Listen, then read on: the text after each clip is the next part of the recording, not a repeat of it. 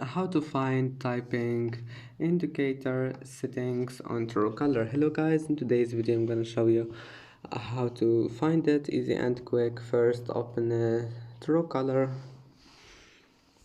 and then click on your profile here.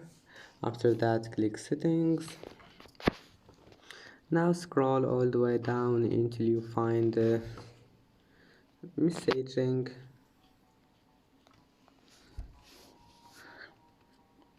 Scroll all the way down. Here you will find typing indicator, and that's it. You can turn it off or on just by one click.